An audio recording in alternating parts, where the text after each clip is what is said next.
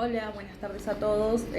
Mi nombre es Daira y les vengo a presentar diferentes tipos de conceptos de fundamentales del psicoanálisis, donde junto con mi compañera Georgina vamos a abordar algunos conceptos claves que nos parecen importantes comentar. Bueno, yo voy a comenzar hablando sobre la histeria, la cual la histeria es un término en el que se utilizó por mucho tiempo, en donde pacientes llegaban a consultorios eh, con desmayos, parálisis, pérdida de la voz, y los médicos de esa época no encontraban ninguna causa orgánica a estos síntomas, entonces se les llamaban pacientes histéricos. Bueno, más adelante en el siglo XIX, Freud junto a Breuer observaron que muchos de estos pacientes histéricos, como los llamaban, ¿no? Traían recuerdos del pasado o habían sufrido traumas emocionales del pasado que no recordaban de forma consciente. Y bueno, lo que ellos decían es que esas emociones reprimidas iban a expresarse en el cuerpo y iba a formar el síntoma. Bueno, Freud nos cuenta que la histeria no es simplemente una invención ni una enfermedad física, sino que es una manifestación del conflicto entre el inconsciente y la conciencia, ¿no? Que según él, cuando la persona no puede expresar algo que le duele, que le genera conflicto, esa emoción se va a reprimir, ya sea por causa moral o por algún trauma, y bueno, y más adelante esto va a aparecer en forma de síntoma. Bueno, ahora mi compañera va a comentar un poco sobre qué es el síntoma. Así que, Geo, te doy la palabra. Bueno, a partir de que mi compañera haya explicado el concepto de qué es la histeria, paso a explicar el concepto de qué es el síntoma para luego pasar a explicar cómo se conforma este síntoma. Para Freud, el síntoma es una formación del inconsciente que podemos decir que es como una señal o una manifestación que va a aparecer en el cuerpo o en la conducta de la persona cuando hay un conflicto psíquico que no está resuelto.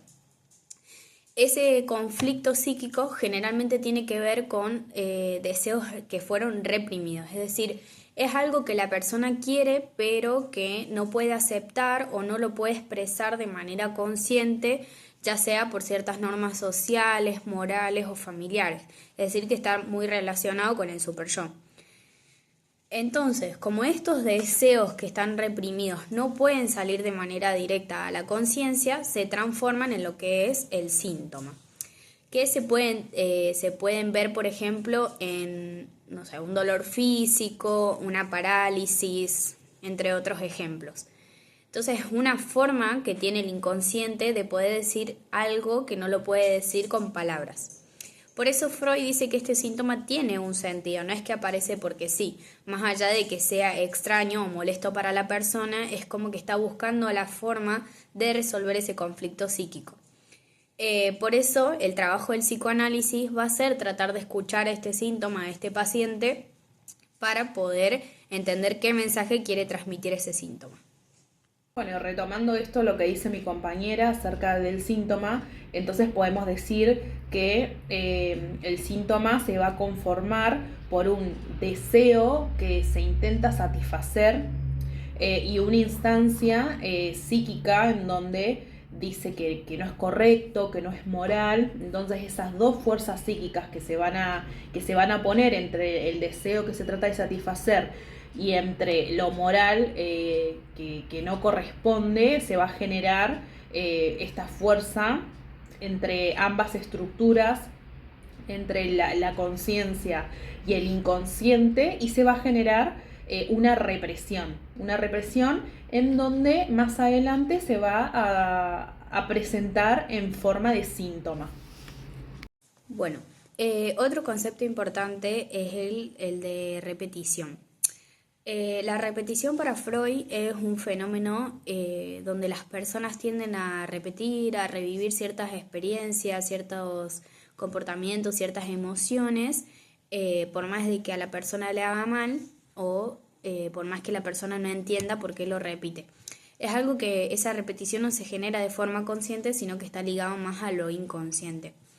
Es decir, que muchas veces repetimos sin saber que lo estamos haciendo, no nos damos cuenta que repetimos estas cosas. Y Freud dice que esto que se repite es porque hay algo que no fue resuelto en el pasado, generalmente está relacionado con la infancia y es algo que como no se puede recordar claramente, lo actuamos, lo repetimos. Entonces es como una forma de traer al presente algo que no se pudo elaborar. Por eso también se relaciona con el síntoma, porque el síntoma es una repetición que tiene sentido, es decir, es una forma de decir algo que quedó atrapado en el inconsciente y que necesita ser escuchado y comprendido para que se pueda transformar en un síntoma. Tomando un poco más todos estos conceptos fundamentales para el psicoanálisis, voy a traer el trauma. ¿Qué es el trauma?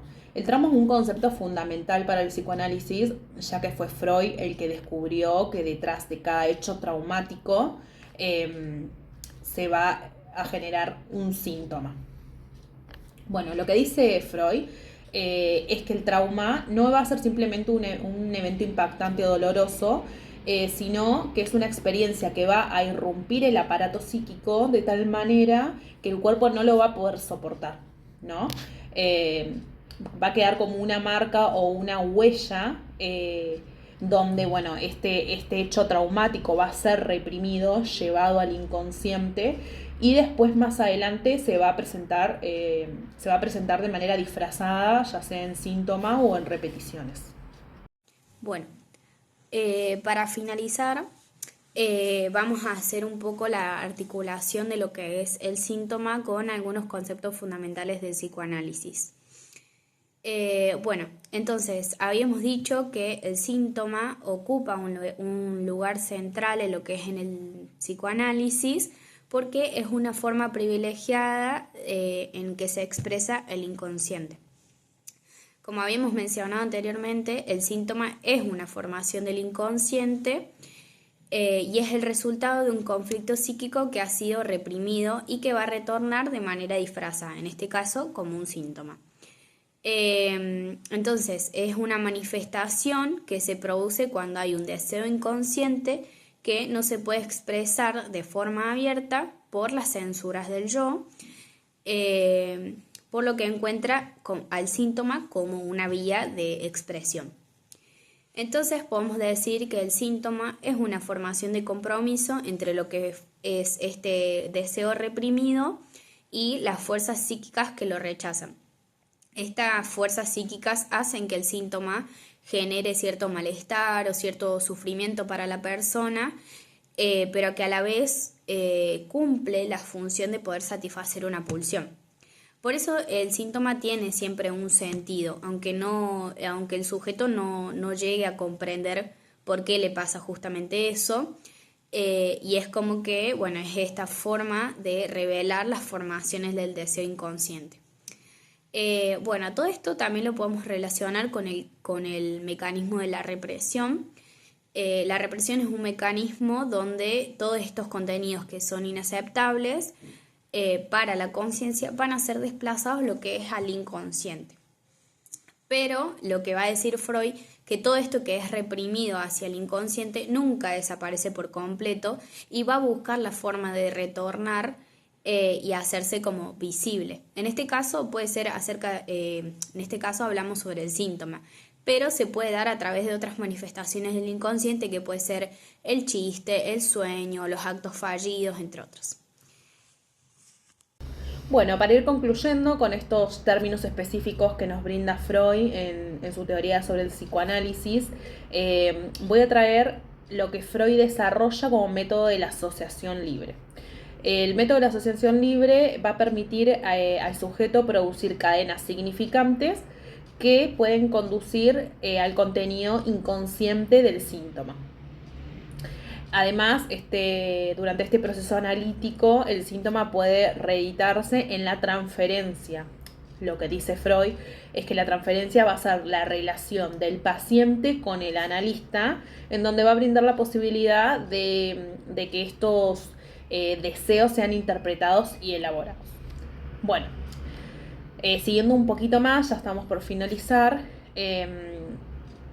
trayendo un poco de lo que hablábamos del síntoma, podemos decir que desde el punto de vista estructural, el síntoma también se va a pensar como una respuesta del sujeto del conflicto entre las distintas instancias del aparato psíquico, ¿no? Que quiere decir que el ello va a representar las pulsiones, el yo es el que va a mediar con la realidad, y el super yo es lo que va a incorporar las normas y las prohibiciones, lo que es correcto, lo que no, la moral.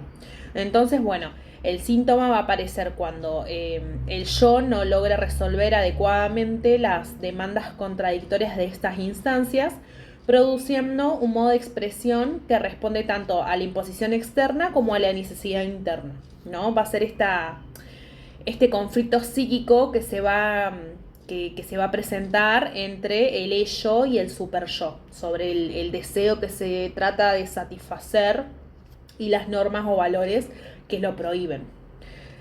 Y bueno, ya por último concluimos con que Freud nos cuenta que, bueno, que el síntoma no va a ser un signo de enfermedad, sino que va a ser un fenómeno cargado de sentido, va a ser una vía de expresión sustitutiva, donde el deseo reprimido se organiza a partir de estos conflictos entre la pulsión, entre la defensa y entre las instancias psíquicas, que es lo que comentaba recién. Y bueno, el trabajo psicoanalítico lo que va a buscar es poder entrar a ese sentido oculto, permitiéndole al sujeto resignificar su sufrimiento y encontrar otras formas de relacionarse con su deseo. Bueno, acá terminamos con todo el contenido del psicoanálisis. Espero que le podremos brindar información y bueno, acá terminaríamos. Saludos.